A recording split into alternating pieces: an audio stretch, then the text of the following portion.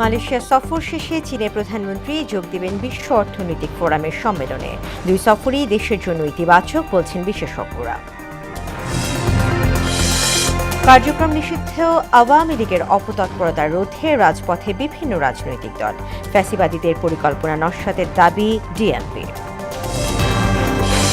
গণহত্যার বিচার ও আইন শৃঙ্খলার অবনতিতে 11 দলের বিক্ষোভ। অ্যাটর্নি জেনারেল কার্যালয়ের জামায়াত সমর্থিত 17 ডিএজি এএজির পদত্যাগ। এবং ফিফা বিশ্বকাপে রাতে উজবেকিস্তানের বিপক্ষে নামছে রোনালদোর পর্তুগাল। অন্য ম্যাচে ইংল্যান্ডের প্রতিপক্ষ ঘানা।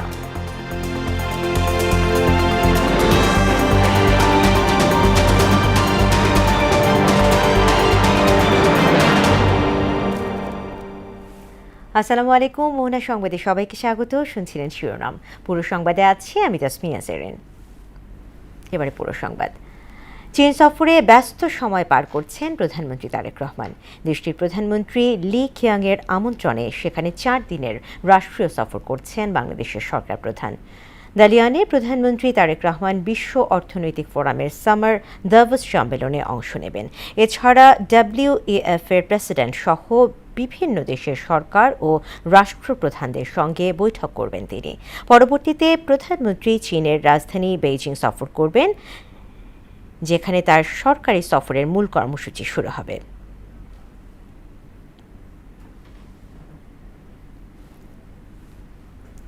এদিকে প্রধানমন্ত্রী মালয়েশিয়া সফর ফলপ্রসূ হয়েছে বলে মনে করছেন বিশ্লেষকরা। সরকারের জন্য শ্রমবাজার সম্প্রসারণ করাও অগ্রাধিকার।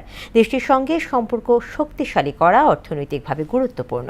অন্যদিকে বাংলাদেশের অর্থনৈতিক রূপান্তর, শিল্পায়ন এবং দীর্ঘমেয়াদী উন্নয়নের সঙ্গে সরাসরি জড়িত চীন। তাই এই সফর আমাদের উন্নয়নে ইতিবাচক প্রভাব ফেলবে বলে মনে করছেন বিশেষজ্ঞরা। আরও জানাচ্ছেন উষা ফেরদৌস। নতুন সরকারের প্রথম রাষ্ট্রীয় সফর সবসময় বিশেষ গুরুত্ব বহন করে, কারণ তা শুধু নিয়ম রক্ষার নয়, এর মাধ্যমে আন্তর্জাতিক অঙ্গনে সরকারের অগ্রাধিকার, দৃষ্টিভঙ্গি এবং কূটনৈতিক বার্তা প্রকাশ পায়। তবে সাধারণ মানুষ মনে করছেন সফরের প্রকৃত সাফল্য নির্ভর করছে সরকার কতটা দক্ষতার সঙ্গে বাংলাদেশের জাতীয় স্বার্থকে অগ্রাধিকার দিচ্ছে।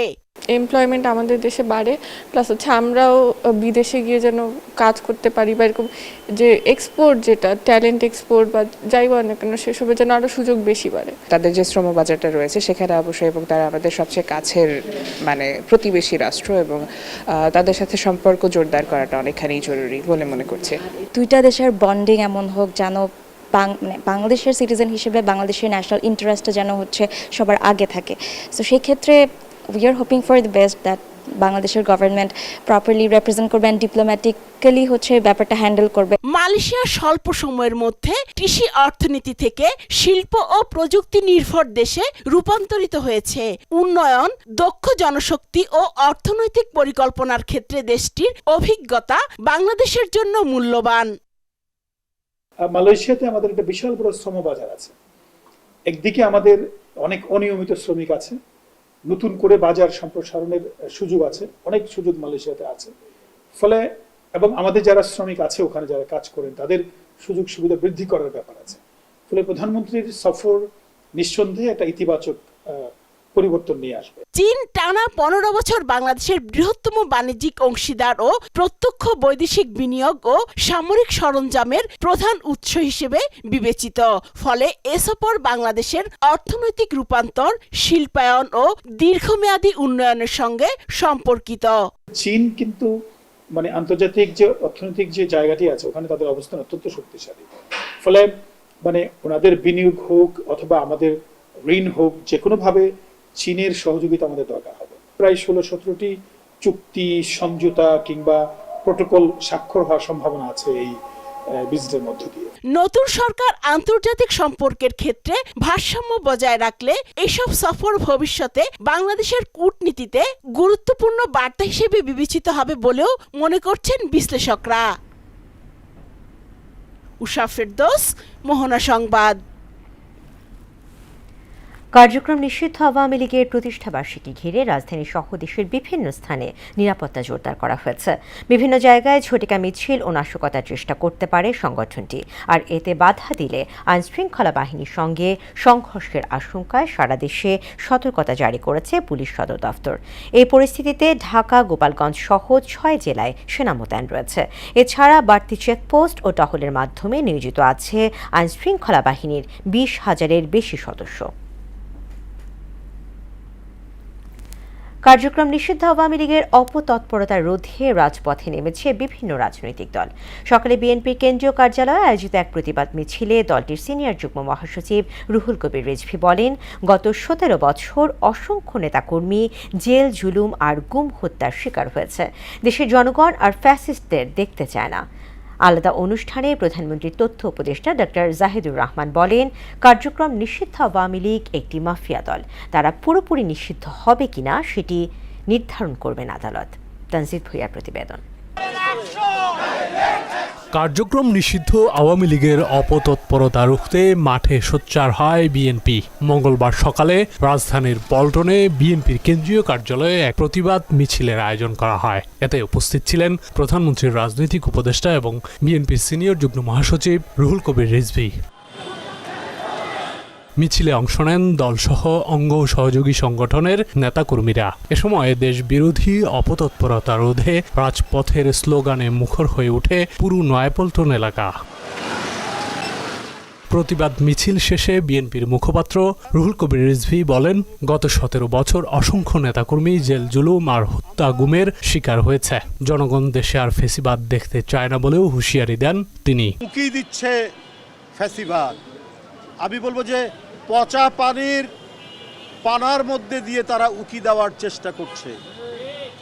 বন্ধুরা, যারা জনগণের জীবন থেকে সুন্দর ভোর কেড়ে নিয়েছিল, যারা সূর্যের আলো কেড়ে নিয়েছিল, যারা স্বাভাবিক জীবনযাপন কেড়ে নিয়েছিল, যারা সুস্থ জীবনযাপন কেড়ে নিয়েছিল, মানুষের বাঁচবার সকল অধিকার কেড়ে নিয়েছিল, তারা আজকে নানা কায়দায় নানাভাবে তাদের চুরি করা টাকা, তাদের পাচার করা টাকা, লক্ষ লক্ষ কোটি টাকা, সেই টাকা ব্যবহার করে সমাজের মধ্যে, দেশের মধ্যে অস্থিতিশীলতা এবং সন্ত্রাসী কর্মকাণ্ড তারা করার চেষ্টা করছে। দিন পর জনগণের শুভেচ্ছায়, জনগণের ম্যান্ডেটে একটি অবাধ সুষ্ঠু নির্বাচন, যে নির্বাচন শেখ হাসিনা কেড়ে নিয়েছিল, কেড়ে নিয়ে তার ভয়ঙ্কর দুঃশাসন এবং রক্ত পিপাসু সরকার গঠন করেছিল, তার বিরুদ্ধে জনগণের স্বতঃস্ফূর্ত ম্যান্ডেটের মধ্যে দিয়ে জনাব তারেক রহমানের সরকার, গণতান্ত্রিক সরকার, সেই সরকারের বিরুদ্ধে ষড়যন্ত্র চক্রান্তের তারা বেড়াজাল বোনার চেষ্টা করছে। বন্ধুরা আমার, আমাদেরকে যখন 17 বছর দমাতে পারেননি, বাড়িতে বাড়িতে পুলিশ পাঠিয়েছেন, র্যাব পাঠিয়েছেন। এ সময় রুহুল কবির রিজভী অভিযোগ করে বলেন, দেশকে অস্থিতিশীল করার জন্য বিভিন্নভাবে চেষ্টা করছে একটি মহল। শান্তি, গণতন্ত্র, বহুদলীয় গণতন্ত্র, মানুষের মত প্রকাশের স্বাধীনতা, এটাকে আবার বন্ধ করার চক্রান্ত তারা করছে। 30 লক্ষ জীবন, 2 লক্ষ মা বোন নির্যাতিত হলেন, সেই জাতিকে আপনারা গোলাম বানাবেন না, দিল্লির কৃতদাস বানাবেন না, এটা হবে না, এদেশের জনগণ হতে দেবে না। এদিকে সচিবালয়ে এক সংবাদ সম্মেলনে প্রধানমন্ত্রীর তথ্য উপদেষ্টা ডাক্তার জাহিদুর রহমান বলেন, কার্যক্রম নিষিদ্ধ আওয়ামী লীগ একটি মাফিয়া দল। জনগণের নিরাপত্তার স্বার্থেই কিছু জেলায় সেনাবাহিনী মোতায়েন করা হয়েছে। বিচারাধীন থাকবে সেই পর্যন্ত তাদের কর্মকাণ্ড নিষিদ্ধ থাকবে সন্ত্রাস দমন আইন 2009-এর অধীনে। তো তারা কর্মসূচি নিষিদ্ধ। এই দলটা এখন যে কোনো কর্মসূচি নিয়ে যদি মাঠে নামতে চায়, সে তারা একটা আইন ভঙ্গকারী কাজ করছে। ডাক্তার জাহিদুর রহমান বলেন, প্রধানমন্ত্রীর মালয়েশিয়া সফরে দেশটির শ্রমবাজার নিয়ে ইতিবাচক আলোচনা হয়েছে। দ্রুতই তা উন্মুক্ত করা হবে। আন্তরিকতা এবং আগ্রহ মালয়েশিয়ার প্রধানমন্ত্রীর দিক থেকে আমরা দেখতে পেয়েছি। তানজিদ ভুঁইয়া, মোহনা সংবাদ, ঢাকা। কার্যক্রম নিষিদ্ধ আওয়ামী লীগের প্রতিষ্ঠাবার্ষিকী ঘিরে সন্ত্রাস নৈরাজ্যের প্রতিবাদে সারা দেশে বিক্ষোভ মিছিল করেছে বিএনপি। প্রতিনিধিদের পাঠানো তথ্যচিত্রে ডেস্ক রিপোর্ট।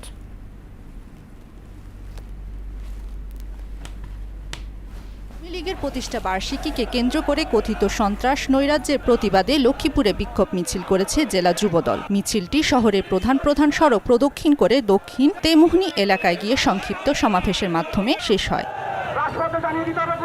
প্রতিষ্ঠা বার্ষিকীকে ঘিরে নিষিদ্ধ আওয়ামী লীগের বিরুদ্ধে মুন্সিগঞ্জে প্রতিবাদ সভা ও র্যালি করেছে লৌহজং বিএনপি ও অঙ্গ সংগঠনের নেতাকর্মীরা। নাটোরের বড়াই গ্রামে আওয়ামী লীগের নাশকতা রুখতে বিএনপি ও অঙ্গ সংগঠনের নেতাকর্মীরা মোটরসাইকেলে শোডাউন করে। নীলফামারীতে কার্যক্রম নিষিদ্ধ আওয়ামী লীগের নৈরাজ্য ও গোপন অপতৎপরতা প্রতিহতে বিএনপি এবং এর অঙ্গ সংগঠনের নেতাকর্মীরা জেলা জুড়ে প্রতিবাদ সভা ও র্যালি করেছে। নিষিদ্ধ আওয়ামী লীগের অপশক্তির বিরুদ্ধে বরিশাল বিভাগীয় সাংগঠনিক সম্পাদক সিটি কর্পোরেশনের প্রশাসক অ্যাডভোকেট বিলকিস আক্তার জাহান শিরিনের নেতৃত্বে বিক্ষোভ মিছিল অনুষ্ঠিত হয়। এতে জেলা ও মহানগর বিএনপির বিভিন্ন পর্যায়ের নেতৃবৃন্দ উপস্থিত ছিলেন। কার্যক্রম নিষিদ্ধ আওয়ামী লীগের প্রতিষ্ঠা বার্ষিকী উপলক্ষে বিশৃঙ্খলা রুখতে ফেনীর ছাগলনাইয়া উপজেলার পৌর বিএনপি, যুবদল, ছাত্রদল সহ অঙ্গ ও সহযোগী সংগঠনের আয়োজনে প্রতিবাদ মিছিল হয়েছে। গাজীপুরের কালিয়াকৈরে কার্যক্রম নিষিদ্ধ সংগঠন আওয়ামী লীগের প্রতিষ্ঠা বার্ষিকীতে নাশকতা ঠেকাতে মহাসড়কে চেকপোস্ট বসিয়ে তল্লাশি করছে পুলিশ। মিশাল বিনতে আনোয়ার, মোহনা সংবাদ। এদিকে ধানমন্ডি ৩২ নম্বরে বিক্ষোভ করেছে জামায়াতে ইসলামী, যদিও সেই অনুষ্ঠানে সাংবাদিকদের ওপর হামলার ঘটনা ঘটে। এতে দৈনিক সকালের এক রিপোর্টার সহ কয়েকজন সাংবাদিক আহত হয়। এতে ক্ষোভ প্রকাশ করেন গণমাধ্যম কর্মীরা। এ ঘটনায় দুঃখ প্রকাশ করেছে জামায়াতে ইসলামী। আরও জানাচ্ছেন মুদাসসির আলী।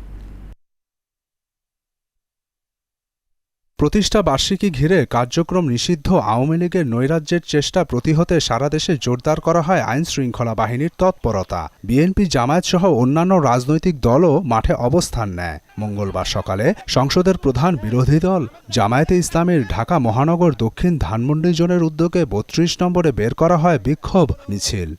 আহত যোদ্ধারা এতে আওয়ামী লীগ ও ফ্যাসিবাদ বিরোধী স্লোগান দেয় দলটি। আমরা এই ধানমন্ডি থেকে জানিয়ে দিতে চাই, আর কোনোদিন আওয়ামী লীগ ফিরে আসবে না। মিছিল শেষে সাংবাদিকদের সঙ্গে বক্তব্য দেয়াকে কেন্দ্র করে বিশৃঙ্খলা দেখা দেয়। পরিস্থিতি উত্তপ্ত হয়ে একসময় মারামারিতে রূপ নেয়। সাংবাদিকদের মারধরও করা হয়। এতে কয়েকজন আহত হন। বেশি নিপীড়নের শিকার হন দৈনিক সকালের রিপোর্টার মাহফুজুর রহমান শিশির। আহত সাংবাদিক মাহফুজুর রহমান শিশিরকে হাসপাতালে নেওয়া হয়। এই ঘটনায় গণমাধ্যম কর্মীদের মধ্যে ক্ষোভ দেখা দেয়। হাজারীবাগ থানা আমির সে বলছে যে আপনারা না নিলে চলে যান, আমাদের নেওয়া লাগবে না, আপনারা মন চাইলে থাকেন, না মন চাইলে চলে যান। আমি এই কথার প্রতিবাদ করছি বিধায় তারা আমার উপরে আক্রমণ করলো। ওকে প্রথমেই হচ্ছে ট্যাগ দেয় আওয়ামী লীগের ট্যাগ দিয়ে। এখন কিছু হলে যে আওয়ামী লীগের ট্যাগ দিতে হবে এরকম না, কারণ জামাত বিটের একজন রিপোর্টার। মতের পক্ষে গেলেই আপনি ভালো, মতের বিপক্ষে গেলেই আপনি আওয়ামী লীগের দোষর, হ্যান ত্যান এইসব বলে হলো আসলে তাকে মারধর করা হয়েছে। যদিও এই ঘটনায় দুঃখ প্রকাশ করেছে জামায়াতে ইসলামী। দলটির পক্ষ থেকে দাবি করা হয় এতে বহিরাগতরা জড়িত। এখানে যারা এসেছিল সবাই জামাতের না। আপনারা দেখেছেন জামাতের ব্যানার থেকেই আমরা শান্ত করার চেষ্টা করেছি। আমরা আমাদের যদি কেউ ভুল করে থাকে আমি সকলের পক্ষ থেকে।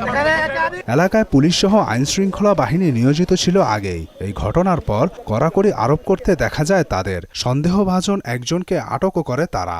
এদিকে দুপুরে জুলাই যোদ্ধাদের একাংশ ধানমন্ডি ৩২ নম্বরে মিছিল বের করতে দেখা যায়। মুদাসসির আলী, মোহনা সংবাদ, ঢাকা। নিষিদ্ধ একটি দলের কার্যক্রম জাতির জন্য ব্যর্থতা বলে মন্তব্য করেছেন সড়ক পরিবহন ও সেতুমন্ত্রী শেখ রবিউল আলম। সকালে মুন্সিগঞ্জে রেলপথ মন্ত্রণালয়ের উদ্যোগে আয়োজিত বৃক্ষরোপণ কর্মসূচি শেষে তিনি কথা বলেন। জন আকাঙ্ক্ষা ও জনগণের প্রতিপক্ষ হয়ে কার্যক্রম পরিচালনা করতে গিয়ে একটি রাজনৈতিক দল আজ পরিত্যক্ত, জনগণ কর্তৃক বর্জিত এবং সবশেষ নিষিদ্ধ হয়েছে বলেও মন্তব্য করেন শেখ রবিউল আলম। নিষিদ্ধ দলের তৎপরতা চোখে পড়বে এটাই তো কাম্য না। একটা নিষিদ্ধ সংগঠনের তৎপরতা যদি চোখে পড়ে এটা জাতির ব্যর্থতা। তো একটা নিষিদ্ধ দল নিয়ে আমি মন্তব্য করতে চাই না। একসময় একটা রাজনৈতিক দল ছিল এবং জন আকাঙ্ক্ষা এবং জনগণের প্রতিপক্ষ হয়ে ফাংশন করতে গিয়ে আজকে পরিত্যক্ত, জনগণ কর্তৃক বর্জিত, সর্বশেষ নিষিদ্ধ। আইনশৃঙ্খলা পরিস্থিতির অবনতি ঘটাতে কার্যক্রম নিষিদ্ধ আওয়ামী লীগের পরিকল্পনা ভেস্তে গেছে বলে দাবি করেছেন ডিএমপি কমিশনার মুসলেউদ্দিন আহমদ। তিনি আরও বলেন, তাদের কর্মসূচি ঠেকাতে সতর্ক অবস্থানে রয়েছে পুলিশ। সকালে রাজধানীতে পবিত্র আশুরা উপলক্ষে নিরাপত্তা পর্যবেক্ষণ শেষে এসব কথা বলেন ডিএমপি কমিশনার। তাজিয়া মিছিল ঘিরে নাশকতার কোনো শঙ্কা নেই বলেও জানান তিনি। এমদাদুল হক খানের প্রতিবেদন। পুরান ঢাকার হোসনি দালানে আশুরা উপলক্ষে নিরাপত্তা পরিস্থিতি পর্যবেক্ষণে আসেন ডিএমপি কমিশনার। এ সময় তিনি সাংবাদিকদের বলেন, পবিত্র আশুরা উদযাপন ও তাজিয়া মিছিল ঘিরে নাশকতার শঙ্কা নেই। আশুরা শান্তিপূর্ণ ও নিরাপদ করতে 4 স্তরের নিরাপত্তা ব্যবস্থা গ্রহণ করা হয়েছে। তাজিয়া মিছিল সহ ধর্মীয় অনুষ্ঠানসমূহের নিরাপত্তা ও শৃঙ্খলা রক্ষায় 4 স্তর বিশিষ্ট সুদৃঢ় নিরাপত্তা বলয় তৈরি করা হয়েছে। সকল ধর্মীয় স্থাপনায় ড্রোন ও সিসিটিভির মাধ্যমে নজরদারি করা হচ্ছে। অনাকাঙ্ক্ষিত পরিস্থিতি মোকাবেলায় সোয়াট বম নিষ্ক্রিয়করণ ইউনিট K9 সহ বিশেষায়িত ইউনিট স্ট্যান্ডবাই থাকবে। সমাবেশ স্থানগুলোকে ড্রোন ক্যামেরা ও সিসিটিভি ক্যামেরার মাধ্যমে সার্বক্ষণিক পর্যবেক্ষণ করা হচ্ছে। যে কোনো ধরনের নাশকতা ও অপ্রীতিকর ঘটনা এড়াতে ঢাকা মেট্রোপলিটন পুলিশের বিশেষায়িত unit, special branch, RAB, CTTC এবং ডগ স্কোয়াড ও বোম ডিসপোজাল টিম দ্বারা প্রতিটি ভেন্যু ও রুট সুইপিং বা তল্লাশি করা হয়েছে। এ সময় গণমাধ্যমের প্রশ্নের জবাবে দাবি করেন, কার্যক্রম নিষিদ্ধ দলের নাশকতার পরিকল্পনা নস্যাৎ করা হয়েছে। তারা আজকে মিছিল এবং সমাবেশ বা জমায়েত হওয়ার মাধ্যমে তারা আসলে বাংলাদেশ সরকারকে একটা বিব্রতকর অবস্থায় ফেলতে চায়। ঢাকা মেট্রোপলিটন পুলিশের প্রত্যেকটি সদস্য দিনরাত তাদের উপর যে অর্পিত দায়িত্ব, সেই দায়িত্ব সঠিকভাবে পালন করার মাধ্যমে তাদের এই প্রক্রিয়াকে, তাদের এই পরিকল্পনাকে এখন পর্যন্ত নস্যাৎ করে দিয়েছি। বাইরে থেকে কেউ ঢাকায় ঢুকে নাশকতা বা মিছিল সমাবেশ করতে না পারে, এ ব্যাপারে নজরদারি অব্যাহত থাকবে বলেও জানান তিনি। আমাদের প্রিপারেশন সবসময় সর্বোচ্চ সতর্ক অবস্থায় থাকবে। আমরা আমাদের ঢাকার বাইরে থেকে যাতে কেউ ঢাকা শহরে প্রবেশ করে এই ধরনের নাশকতা বা কোনো ধরনের মিছিল বা সমাবেশ বা জমায়েত হতে না পারে, এজন্য আমাদের নজরদারি অব্যাহত থাকবে। এমদাদুল হক খান, মহানা সংবাদ, ঢাকা। নিরাপদ এবং আওয়ামী লীগ আমলে সংঘটিত খুন, গুম ও হত্যাকাণ্ডের বিচারের দাবিতে রাজধানীতে বিক্ষোভ সমাবেশ করেছে জামায়াতে ইসলামী নেতৃত্বাধীন 11 দলীয় ঐক্য। কিছুক্ষণ আগে রাজধানীর বিজয়নগরে এই সমাবেশ শুরু হয়। সেখানে 11 দলের শীর্ষ নেতারা উপস্থিত রয়েছেন।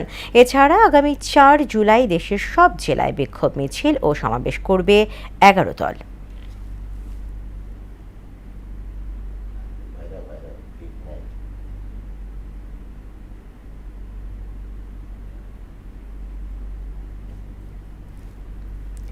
জামায়াতপন্থী 10 জন ডেপুটি অ্যাটর্নি জেনারেল ও 7 জন সহকারী অ্যাটর্নি জেনারেল পদত্যাগ করেছেন। সোমবার অ্যাটর্নি জেনারেল কার্যালয়ে জামায়াতপন্থী আইন কর্মকর্তারা একযোগে পদত্যাগপত্র জমা দেন। পদত্যাগকারী সহকারী অ্যাটর্নি জেনারেল অ্যাডভোকেট রেজাউল ইসলাম মোহনা টেলিভিশনকে বিষয়টি নিশ্চিত করেছেন। এ বিষয়ে সংবাদ সম্মেলনে বিস্তারিত জানানোর কথাও বলেন তিনি। তবে প্রাথমিকভাবে জানা গেছে তারা সবাই দলীয় সিদ্ধান্তে পদত্যাগ করেছেন। হামের প্রাদুর্ভাব কিছুটা কমতে এখন চোখ রাঙাচ্ছে ডেঙ্গু। এই 2 রোগে আক্রান্ত হয়ে অনেকেই কাটাচ্ছেন হাসপাতালের বেডে। চিকিৎসকরা বলছেন বর্ষার এই সময়টা ডেঙ্গুর জন্য উদ্বেগের। জ্বর, মাথা ব্যথা, খিঁচুনির মতো উপসর্গ দেখা দিলেই দ্রুত স্বাস্থ্যকেন্দ্রে যেতে হবে। মফিউর রহমানের রিপোর্ট। হাম, নিউমোনিয়া সহ নানা জটিলতায় শিশু হাসপাতালে বেডে কাতরাচ্ছে 9 মাসের শিশু নূর মোহাম্মদ। শিশুটির এমন অবস্থায় নাওয়া খাওয়া ভোলার উপক্রম স্বজনদের। জানান, টিকা দেওয়ার আগেই হামে আক্রান্ত হয়েছে তাদের চোখের মনি। জ্বরের মধ্যে হামের টিকা দেওয়া যাবে না, জ্বর বালা হইলে দিয়েন। তখন এই জ্বরে এক সপ্তাহ ছিল, ভালো হয়েছে, এরপরে এই হাম ধরা পড়ছে। নূর মোহাম্মদের মতো 6 মাস বয়সী আবির, 4 মাস বয়সী মুন্তাসির সহ অনেক শিশুই হাম ও এর উপসর্গ নিয়ে হাসপাতালে ভর্তি। ঠান্ডা কাশি ছিল, ওই থেকে জ্বর হওয়ার পরে শরীরে র্যাশ বের হয়েছে। এদিকে হাম ও নানা রোগ থেকে নিজেদের সন্তানদের সুরক্ষায় টিকাদান কেন্দ্রে শিশুদের নিয়ে ভিড় করেছেন অভিভাবকরা। 16 মাস বয়সী জারিফ, তার মা বাবা তাকে নিয়ে এসেছে হামের দ্বিতীয় ডোজ দিতে। সেকেন্ড ডোজ দিতে আসছি, তার আগে একটা ক্যাম্পিং এর ডোজ দেওয়া হয়েছে, এখন টোটাল ওর কোর্স কমপ্লিট। সেকেন্ড বার দেওয়া হয়েছিল, তখন 2টা টিকা পাওয়ার কথা ছিল, একটা টিকা ছিল না, এই জন্য ওইটা দেওয়া হয়নি। আজকে ওটা দিলাম। ফার্স্টটা দিছি আর ওই সেকেন্ড ডোজটা দিছি, আর এখানে মানে সম্পূর্ণ টিকাগুলো দিবি। শিশু হাসপাতালে ভ্যাকসিনেটর বলেন, আগে 9 মাস বয়স থেকে টিকা দেয়া হলেও এখন 6 মাস বয়স থেকে হামের টিকা দেয়া হচ্ছে। এখন যেহেতু ক্যাম্প চলতেছে, ক্যাম্প হিসাবে আমরা 6 মাস থেকে হচ্ছে 5 বছরের কম বয়সী সকল বাচ্চাদের দিচ্ছি। চিকিৎসকরা বলছেন হামে আক্রান্ত ও মৃত্যুর হার অনেক কমে এসেছে। এবার আক্রান্ত শিশুদের জন্য সবচেয়ে ক্ষতিকর ছিল অ্যাডিনো ও বোবা নামে দুটি ভাইরাস, যা শিশুদের ইমিউনিটিতে সরাসরি আঘাত করেছে।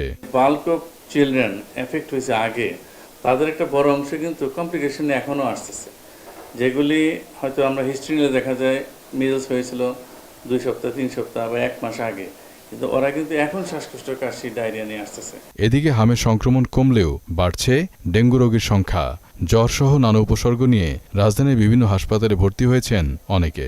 জ্বর, কাশি, মানে মাথা ব্যথা, পাতলা পায়খানা হয়, আর পেটে ব্যথা, জ্বর ছাড়া কাশ আছে, শরীরে ব্যথা, মাথা ধরা থাকে।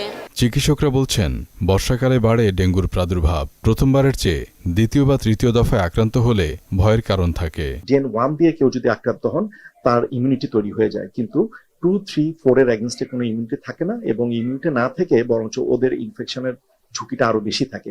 এই জন্যই আমরা একজন রোগীকে কয়েকবার ডেঙ্গুতে আক্রান্ত হতে আমরা সাধারণত দেখি। ডেঙ্গু থেকে বাঁচতে সচেতনতার বিকল্প নেই বলেও জানান তিনি। মফিউর রহমান, মোহনা সংবাদ, ঢাকা। মেহেরপুর গাংনী উপজেলা স্বাস্থ্য কমপ্লেক্সে জরাজীর্ণ ভবনে ঝুঁকি নিয়ে চিকিৎসা নিচ্ছেন রোগীরা। 1963 সালের 31 শয্যা হাসপাতাল হিসেবে যাত্রা শুরু করা ভবনটি 2013 সালে পরিত্যক্ত ঘোষণা করা হয়। পরে নামমাত্র সংস্কার করে চলছে সেবা কার্যক্রম, কিন্তু সম্প্রতি ভবনের ছাদের অংশ খসে পড়ার ঘটনায় আতঙ্কে রয়েছেন রোগী ও স্বজনরা। যে কোনো দুর্ঘটনায় স্বাস্থ্য অধিদপ্তর ও স্থানীয় সংসদ সদস্যের ওপর দায় চাপালেন উপজেলা স্বাস্থ্য ও পরিবার পরিকল্পনা কর্মকর্তা। ফারুক আহমেদের তথ্যচিত্রে জানাচ্ছেন ডলি বিনতে মনোয়ারা। মেহেরপুরের গাংনী উপজেলা স্বাস্থ্য কমপ্লেক্স উপজেলার প্রায় 4 লাখ মানুষের চিকিৎসার অন্যতম ভরসা এই হাসপাতাল। একসময় সুস্থতার আশ্রয় ছিল যে হাসপাতাল, সেই ভবনই এখন পরিণত হয়েছে মৃত্যু ফাঁদে। 2013 সালে ভবনটিকে পরিত্যক্ত ঘোষণা করা হলেও সেখানে রোগী ভর্তি রেখে চিকিৎসা দেওয়া হচ্ছে। ভবনটির দেয়াল ফেটে বিভিন্ন স্থানে খসে পড়ছে প্লাস্টার। সম্প্রতি ছাদের কংক্রিট ও পলেস্তারা খসে পড়ায় রোগীদের মধ্যে আতঙ্ক সৃষ্টি হয়েছে। গাংনী উপজেলা স্বাস্থ্য কমপ্লেক্সের একটি পুরাতন ভবন, যেটা আমাদের 10 থেকে 15 বছর আগে পরিত্যক্ত ঘোষণা করা হয়েছে। সেখানে বর্তমানে নামমাত্র একটু সংস্কার করার পরে ওই বিল্ডিংয়ে এখন রোগী রাখা হচ্ছে। কোনো সময় ঘর দুর্ঘটনা ঘটতে পারে, আমাদের মাথা পুরো করতে পারে, তারপরেও আমরা চিকিৎসা এখানে দিতে বাধ্য হই। উপরে ছাদ ভাঙা, কখন আমাদের ভাই গায়ে পড়বে, আমাদের কোনো নিশ্চিন্তা নাই। আমরা কোথায় যাব আর কাকে বলবো?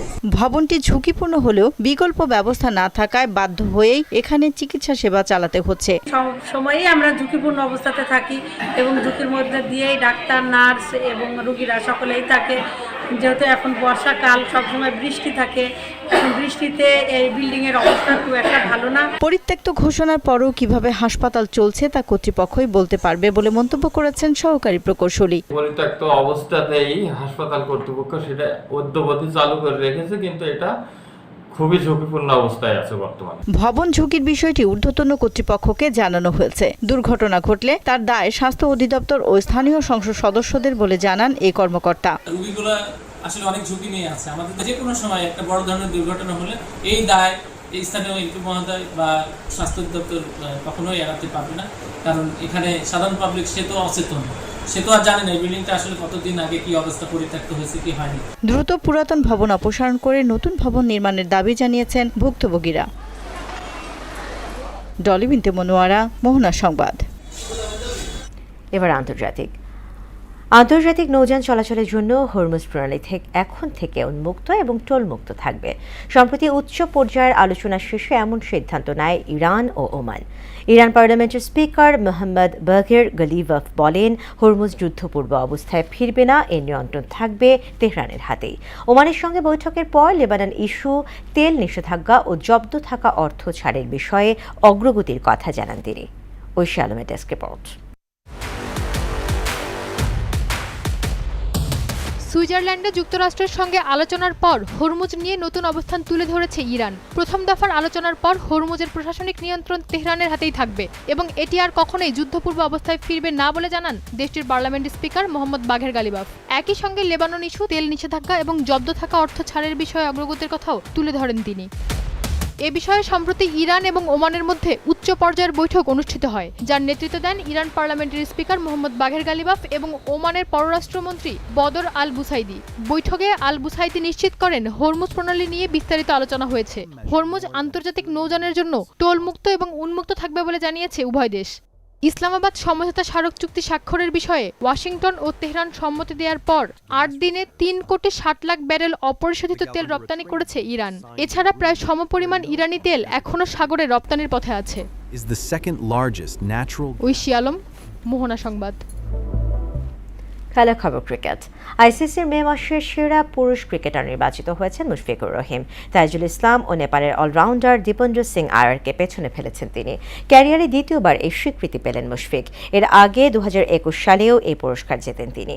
অন্যদিকে নারীদের বিভাগে মে মাসের সেরা ক্রিকেটার নির্বাচিত হয়েছেন ইংল্যান্ডের পেসার লরেন বেল। ভারত ও নিউজিল্যান্ডের বিপক্ষে সীমিত ওভারের সিরিজে উজ্জ্বল পারফরমেন্সের সুবাদে তিনি পাকিস্তানের গুল ফিরোজা এবং নিউজিল্যান্ডের ম্যাডি গ্রিনকে পেছনে ফেলেছেন। শেষ করব মোহনা সংবাদ, যাবার আগে শিরোনামগুলো আরও একবার।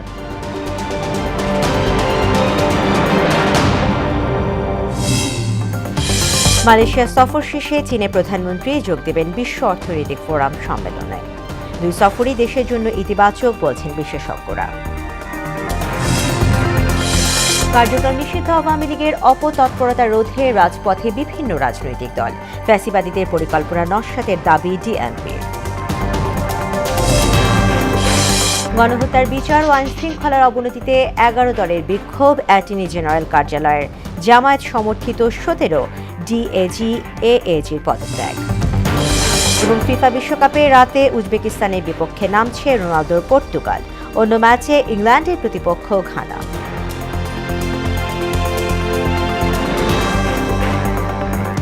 দর্শক, এই ছিল মোহনা সংবাদে। পরবর্তী সংবাদ রাত 9টায়।